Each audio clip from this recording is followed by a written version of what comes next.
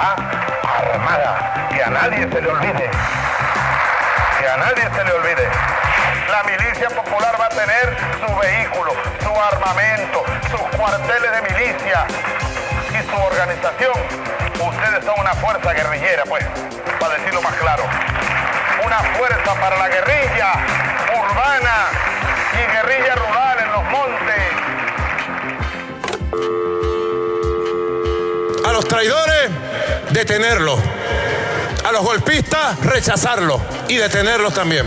Y la Fuerza Armada, unida, cohesionada, bajo el mando supremo de las leyes y de la Constitución.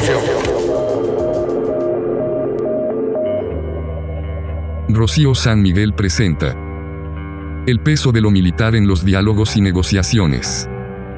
Una entrevista con el periodista Vladimir Villegas.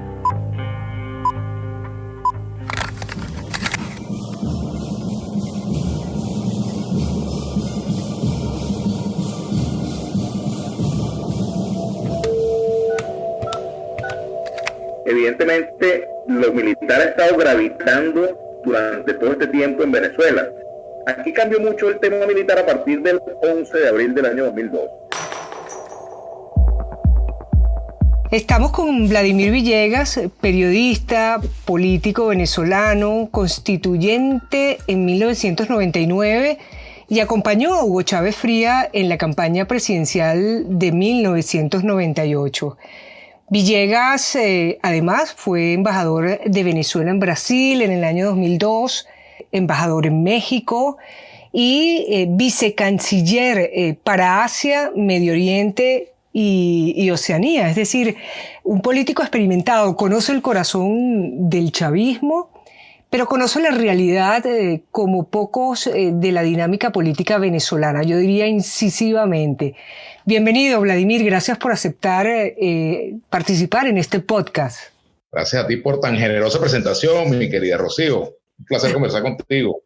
Bueno, muchísimas gracias. Vamos a acercarnos en esta conversación a analizar el peso de lo militar en los procesos de negociación y de diálogo que se han adelantado en Venezuela con facilitación internacional en estos últimos 10 años, donde aparece una constante. En esos 5 procesos, uno de ellos aún abierto, el de México, nunca se ha incluido lo militar, ni tampoco los militares han participado en comisiones de estos procesos, ni como delegados de las partes.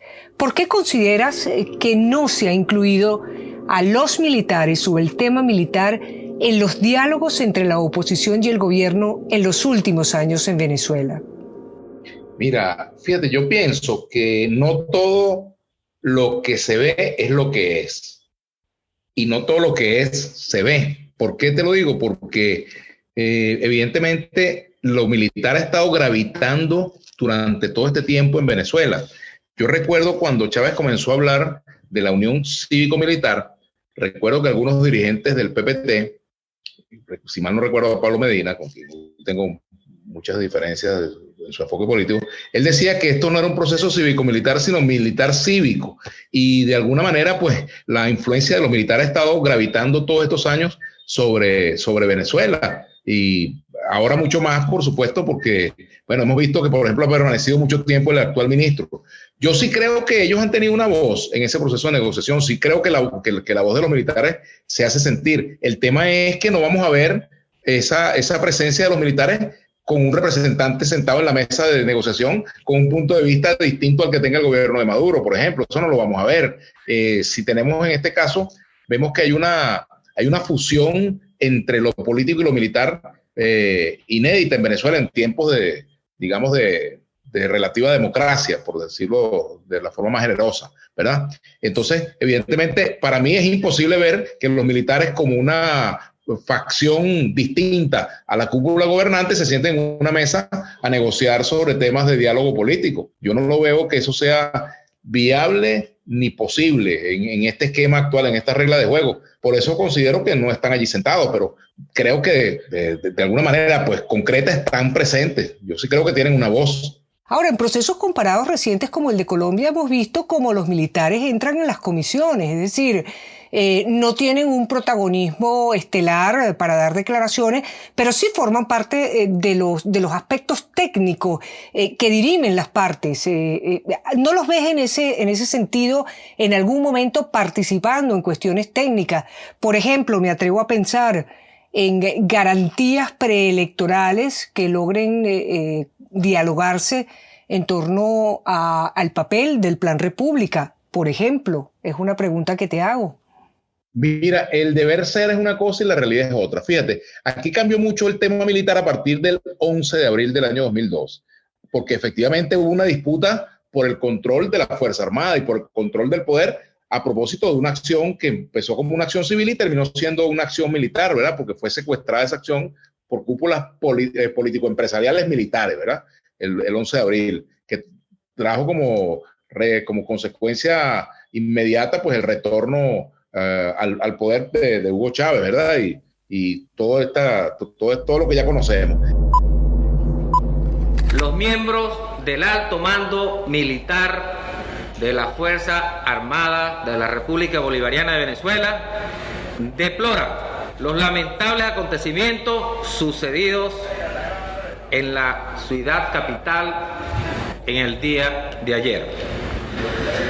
Ante tales hechos, se le solicitó al señor presidente de la República la renuncia de su cargo, la cual aceptó.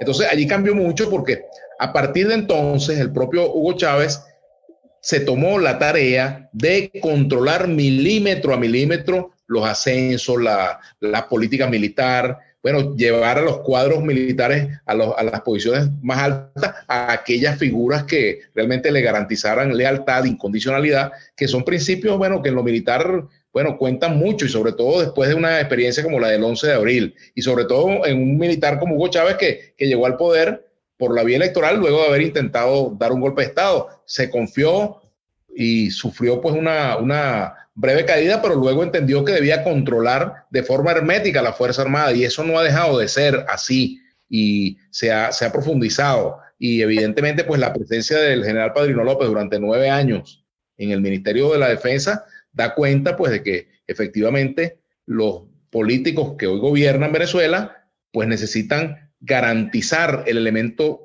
armado, es decir, la revolución bolivariana bajo el concepto de que es una revolución pacífica pero armada, como lo decía Chávez, y sobre todo en tiempos de gran descontento. O sea, ¿qué apuntala hoy en día el gobierno de Hugo Chávez, de Nicolás Maduro? ¿Lo apuntala el respaldo popular? No, lo apuntala la presencia militar. Es decir, este es un gobierno que tiene el piso militar, más militar que cívico, pero muchísimo más. ¿Entiendes? Y eso es una diferencia con respecto al gobierno de Colombia. Pero además hay otro elemento allí con Colombia, Rocío, y es que el ejército de Colombia ha estado en una guerra de verdad y ha puesto la carne en el asador frente a la guerrilla, frente al narcotráfico. Ha sido penetrado en alguna medida también por el narcotráfico en algunos lugares, en algunas partes de su actuación en todo este tiempo. Es decir, los paramilitares nacen de organismos militares. En fin, ha sido un proceso muy complejo y por ende, pues, la democracia colombiana ha descansado también en la presencia militar y por eso ellos como que se han ganado ese derecho y tampoco ha habido una fuerza política en Colombia capaz de monopolizar el control de lo militar como ha pasado en Venezuela.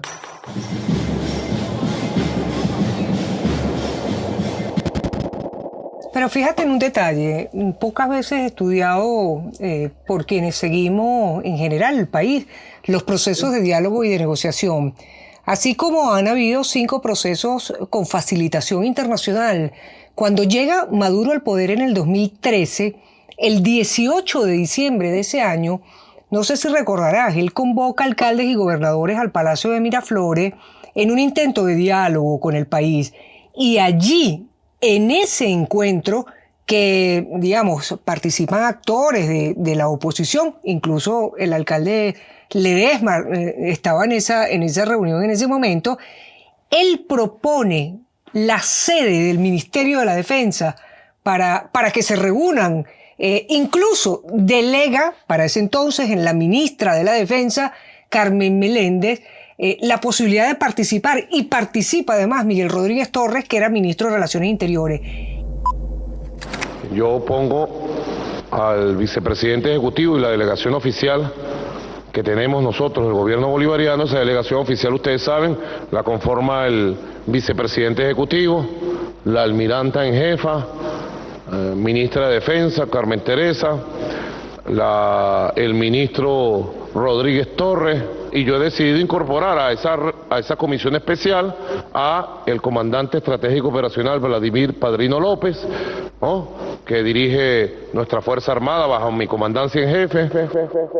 Y luego, en el otro encuentro, también sin facilitación internacional, que se vuelve a realizar en Miraflores, en esta cuestión televisado. Yo no sé si estuviste tú en esa reunión, Vladimir.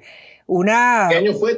Eso fue entre febrero y marzo del 2014, esa célebre reunión. Claro, esa Conferencia Nacional de Paz. Conferencia Nacional de Paz, exactamente. Y recordarás allí fuimos eso criticados, por cierto, por estar allí. Fuimos criticados por factores opositores que a los meses volvieron a sentarse con el gobierno en el mismo escenario. Exacto, pero ya después con facilitación internacional. Y esa reunión de Miraflores, vas a recordar dos cosas. Uno, se habló de lo militar, además de una manera muy potente, en las dos visiones contrapuestas. Yo diría que la más expuesta por Ramos Alup versus la expuesta por Diosdado Cabello, pero lo militar como tema estuvo allí. Y también estuvo sentado el propio Cabello Rondón, que es un militar retirado, y estaba rodeada la mesa por miembros del alto mando militar. Y voy a referirme a un tema que a lo mejor causa estupor, porque cuando en este país todavía se habla del tema militar, a la gente le corre un frío por el espinazo. ¿Cuál unión cívico-militar está aquí? Aquí no hay ninguna unión cívico-militar, presidente Maduro. Hablar de unión cívico-militar, la justaposición a quien más afecta es al poder civil, y usted es civil, sobre todo porque en nuestros países en América Latina tenemos una tétrica, dolorosa, nefasta experiencia de la irrupción de los militares en política. Los militares cumpliendo sus funciones constitucionales específicas y más nada que eso. El único derecho político que tienen los militares activos es el sufragio activo, ningún otro. Unión cívico-militar.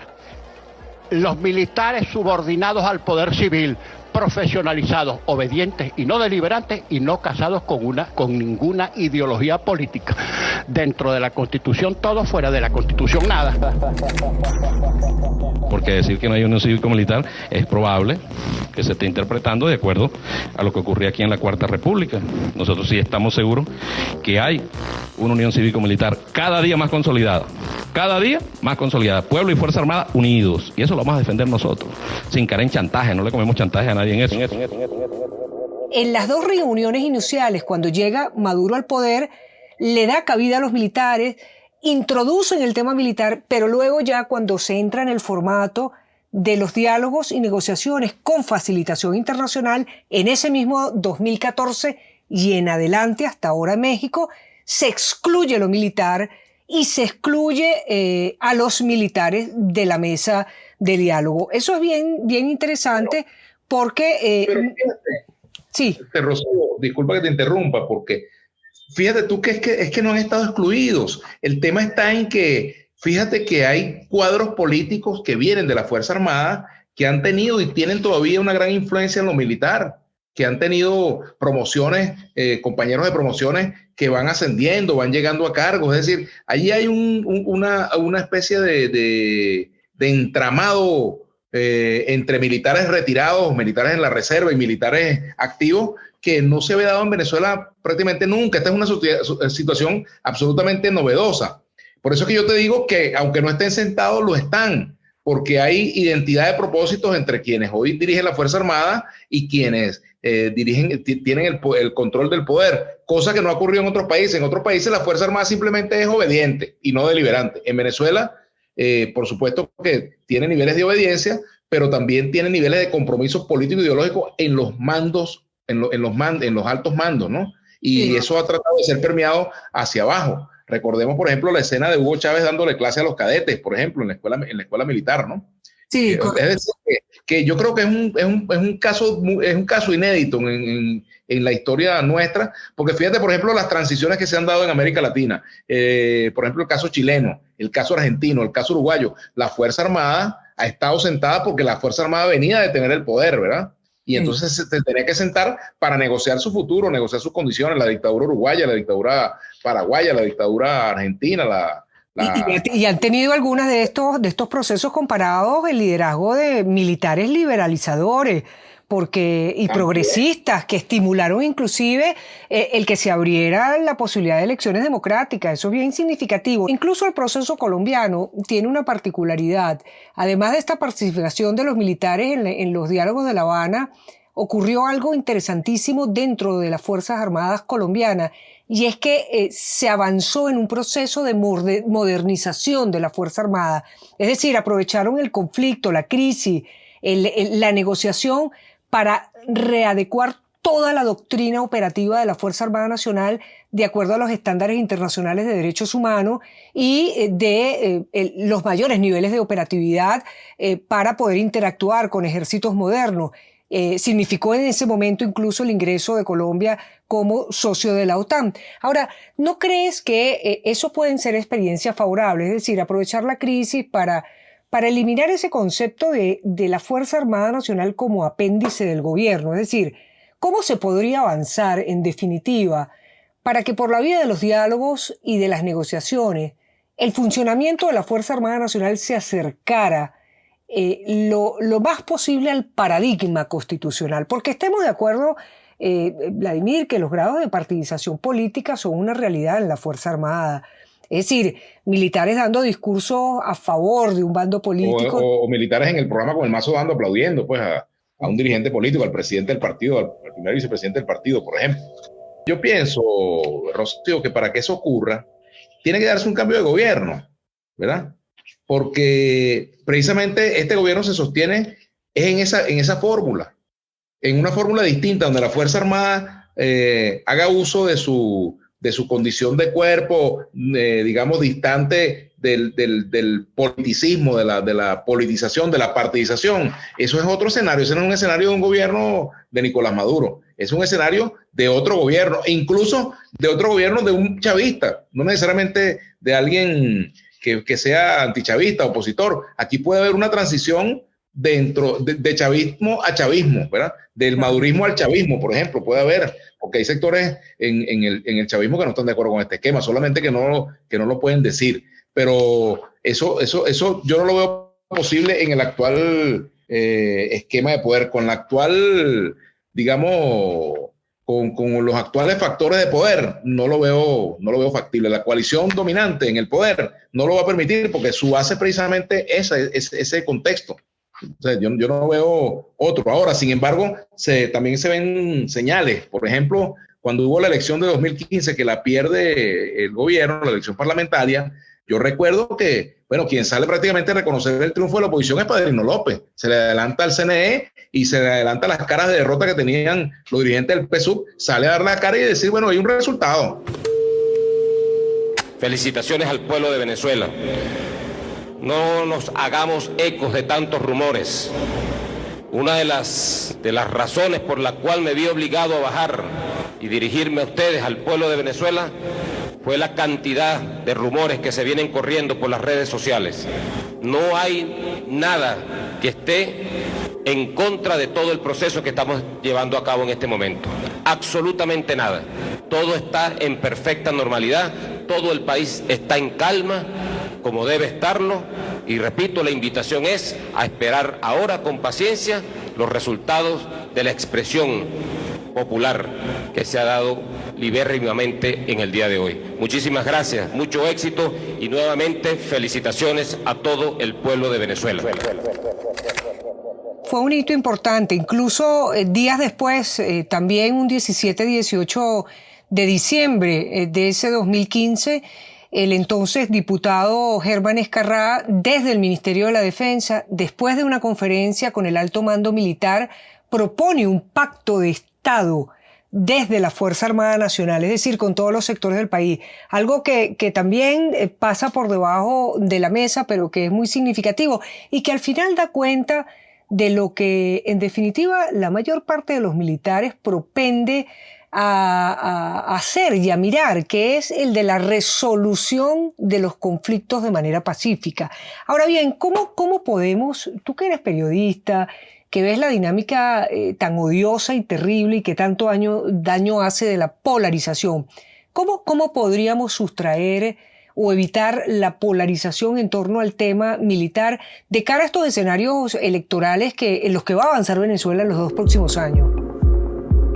Bueno, mira, volviendo al espíritu del artículo 328 de la Constitución sobre la Fuerza Armada Nacional, donde habla claramente de que la Fuerza Armada no es una institución profesional, sin militancia partidista, ocupada de la defensa del espacio geográfico, el tema de su participación en el desarrollo nacional, todo eso que señala este artículo, y volviendo también al espíritu, por ejemplo, de lo que señala el artículo 330, los integrantes de la Fuerza Armada Nacional tienen derecho al sufragio de conformidad con la ley sin que se les esté permitido optar a cargo de elección popular ni participar en actos de propaganda, militancia o proselitismo político. Y tendría que darse, sí, un cambio radical en el artículo 331 y volver a los ascensos como eran antes, que uno los cuestionaba porque los senadores Adeco y Copellano se ponían de acuerdo y tal, pero eso era mucho más democrático que los ascensos, bueno, caprichosos de un jefe de Estado, que por muy comandante jefe que sea, porque ganó una elección, pues no tiene en sus manos todos los elementos para hacer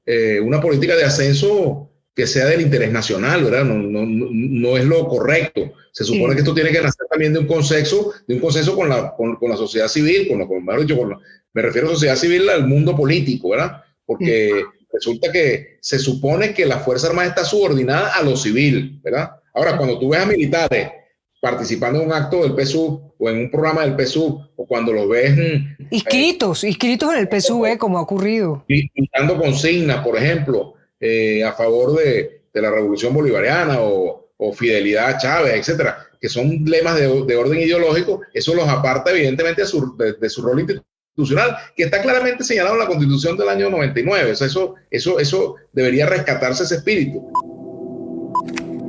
Esta Fuerza Armada Nacional Bolivariana es chavista.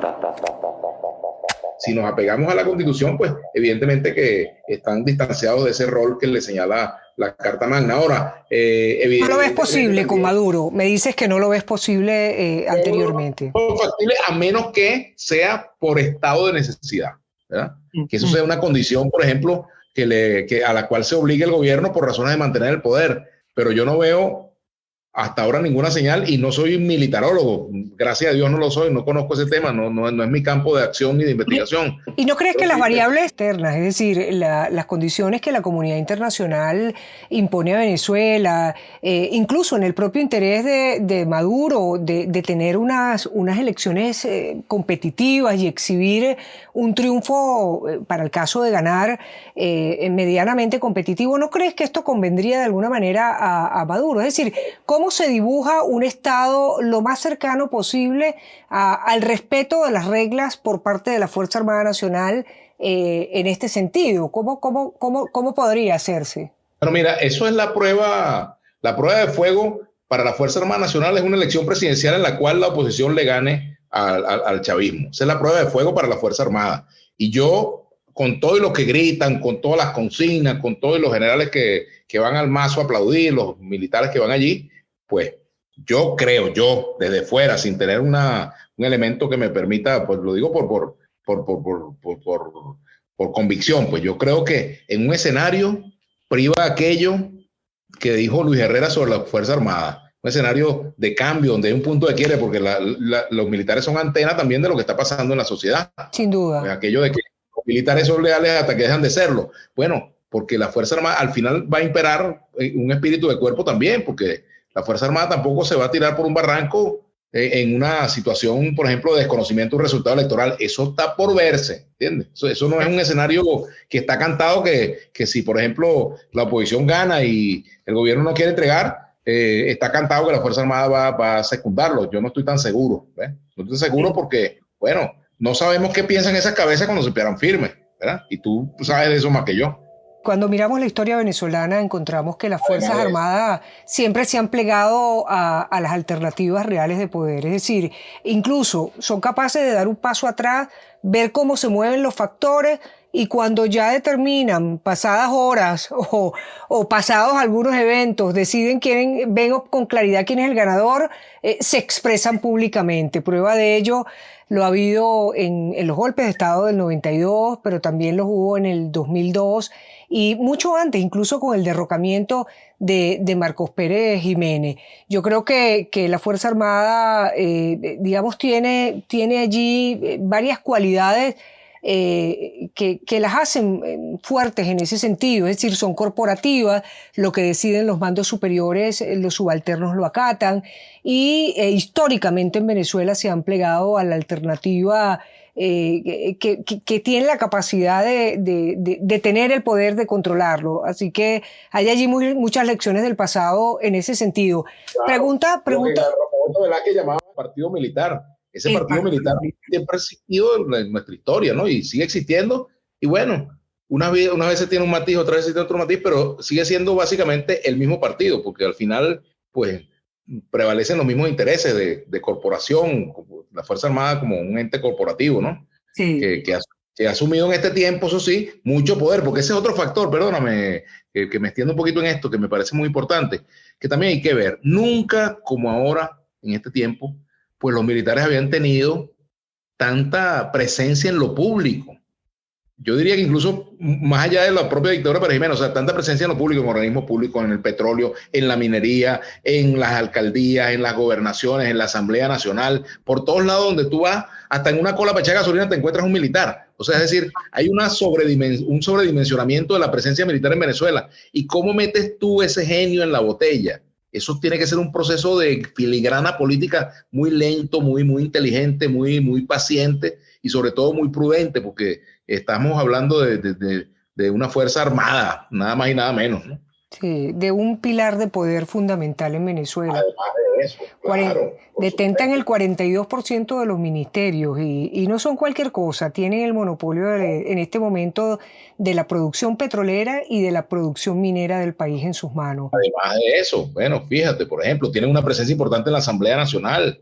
Correcto, y en las gobernaciones, a través de militares retirados. Tienen importantes alcaldías del país, o sea, es decir, gente que viene de la Fuerza Armada, porque aunque ya no sean militares activos, pues tienen un lugar de origen, tienen vínculos familiares, tienen vínculos de los años en la academia, esos nexos que tú los conoces muy bien porque eres estudiosa del tema militar, esos nexos que se forman en la habitación, en el entrenamiento, en las prácticas, que son hermandades muy fuertes, ¿no? Vladimir, cerrando, te voy a hacer 3 preguntitas tipo rápido para ver qué piensas sobre estos temas difíciles como justicia frente a violaciones de derechos humanos. Es decir, ¿cómo puede construirse un diálogo y una negociación incluso sobre el modelo de justicia a seguir para poder exhibir juicios genuinos en materia de graves violaciones a los derechos humanos? Y me refiero a mecanismos de justicia transicional, porque lo otro puede ser seguir exhibiendo juicios donde no se investigan a los mandos, que genera problemas para el Estado frente a la Corte Penal Internacional. Porque, ¿por qué tenemos abierto una investigación por la CPI? Bueno, porque no se han hecho juicios genuinos. Y va a estar allí el fiscal Can vigilante de que esto ocurra. ¿Qué piensas tú sobre este tema? ¿Crees que es posible para la Fuerza Armada Nacional avanzar en algún tipo de mecanismo de diálogos para construir un camino de justicia? En Colombia se hizo con la Justicia Especial de Paz. Es decir, los militares han pedido perdón públicamente, han conseguido medidas alternativas que aminoran de alguna manera las penas para aquellos que reconocen culpabilidad. Es decir, ¿tú no crees que eso pueda ser una fórmula en definitiva que no solamente propenda a la paz, a la verdad, sino también a la propia legitimidad de la Fuerza Armada Nacional y a la reconciliación nacional?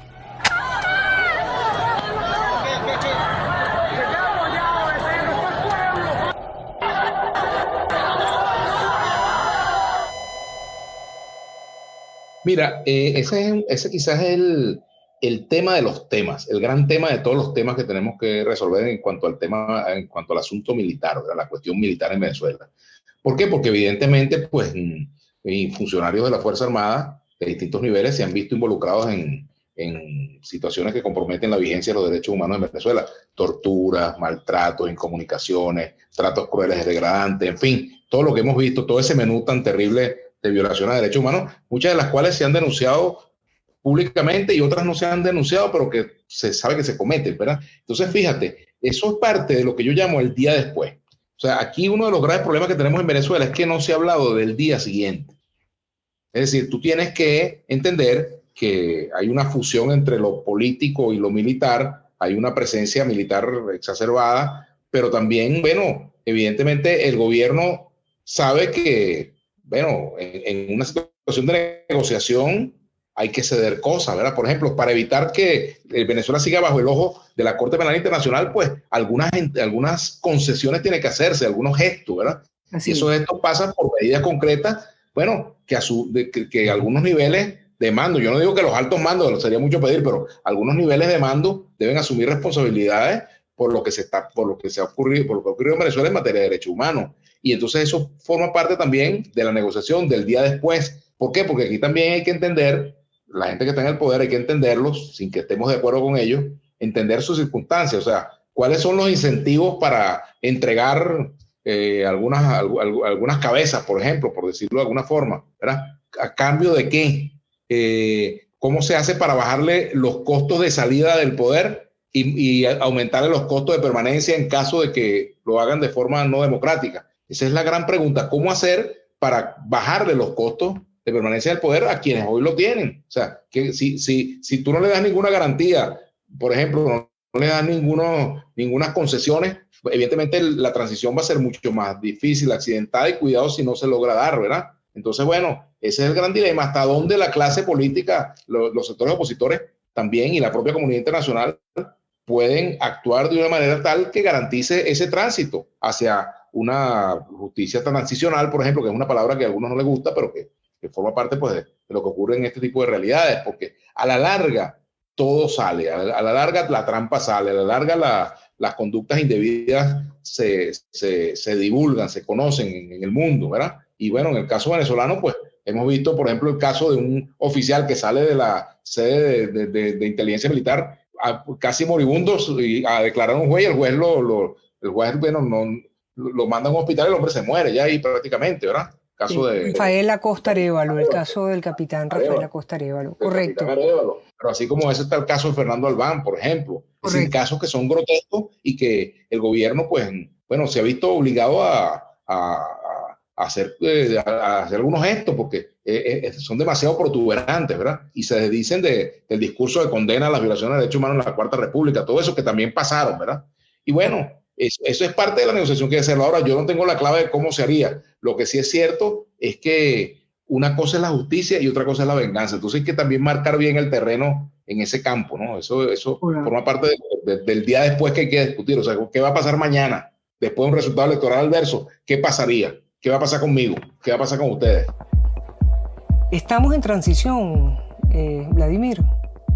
Yo creo que, bueno, en el campo económico sí. Hay señales, por ejemplo, en el campo económico, el gobierno ha tenido que hacer algunos giros dramáticos en el campo económico porque su política de estatismo exacerbado, de control exacerbado de la economía, no le ha dado resultados. Y sin embargo, pues no ha sido tal el éxito porque hemos visto cómo estas burbujas se han venido desinflando, ¿no? Burbujas económicas. Hemos visto que se han convertido en un espejismo en el cual solamente algunas pequeñas burbujas se mantienen, ¿verdad? Eso en el campo político, en el campo económico hemos visto transiciones. En el campo político, pues no hemos visto ese giro todavía. Sigue habiendo más o menos un mismo esquema de confrontación, ¿verdad? El gobierno atrincherado en el poder, el discurso de que ni por las buenas ni por las malas, eso hasta ahora no ha cambiado. Ahora, hay una transición en la base político-electoral de Venezuela. ¿Por qué? Porque, bueno, nunca como antes tenemos un gobierno con un nivel de rechazo, en tiempos de chavismo me refiero, que llega ya casi al 90%. Me remito a la encuesta de Polianalítica que dice que el presidente Maduro tiene una aceptación apenas de 9%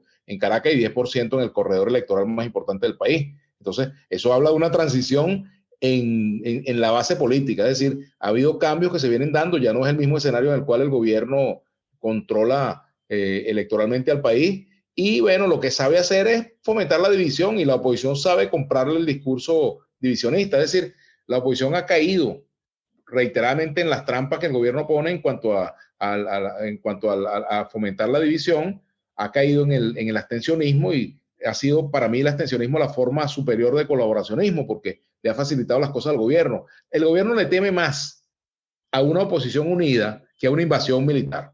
Sin duda. Que a un golpe de Estado, ¿ves? Ahora le tiene más miedo a eso porque eso sí es una fuerza real. O sea, ¿cómo haces tú un fraude si tienes, por ejemplo, una candidatura que agrupe el descontento, que le llegue a ese 80% venezolano que está descontento, sea una candidatura de un personaje de la política, sea un outsider, sea un empresario, sea un militar, el que sea, una figura que logre concitar el apoyo nacional?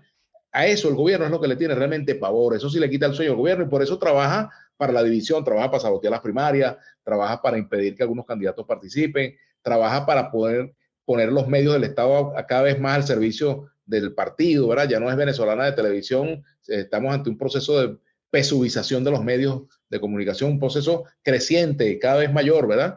Pero al final, la propia serpiente termina mordiéndose la cola, porque, bueno, así como hay un dominio del PSUV, también hay grupos que dominan y, bueno, enfrentan a otros grupos internos y los debilitan. El caso de Tarek El Aissami, bueno, para mí esto no es una lucha entre el bien y el mal, esto es una lucha entre factores de poder que, bueno, se están enfrentando, ¿ves? Porque como se dice por allí, en un patio, pues no puede haber más de un gallo. Y bueno, todavía está por verse si de verdad esa unión entre Diosdado Cabello y Nicolás Maduro es tan bonita como la pintan, ¿no? Tan sólida como Pero dicen. sí es cierto que tenemos también una cúpula gobernante y un partido capaz de unirse en momentos de crisis. O sea, tienen un instinto de conservación muy desarrollado. Sí, totalmente, totalmente. Fíjate, dijiste algo interesante, hay un 80% de descontento en el país. ¿Tú sabes cuál es la única institución que tiene oído en tierra y está esparcida por todo el territorio nacional y se da cuenta de lo que siente y vive la gente? La Fuerza Armada Nacional. Así es. Pero no solamente que se da cuenta de lo que siente la gente, lo que sienten ellos mismos, porque ellos tienen familiares. Ellos ven, por ejemplo, que hay oficiales que pueden tener una camioneta último modelo, e incluso tú ves a generales que están estacionando un carrito muy modesto y hay un mayor que sí tiene una camionetota, por ejemplo, ¿verdad? O hay un mayor que tiene más influencia en el poder porque está en una empresa del Estado que un general, por ejemplo. Entonces tenemos un tema ahí de... Las inequidades, sí. Oye, Vladimir, muy grata esta conversación. Me encantaría poder seguir conversando, pero el tiempo apremia. Y nada, ojalá tengamos una segunda oportunidad para extendernos en este tema, sobre todo en los escenarios por venir en Venezuela. Te agradezco muchísimo tu tiempo, tus ideas y tus aportes. Muchísimas gracias, Vladimir. Gracias, Rocío, y que tengas mucho éxito en tu trabajo.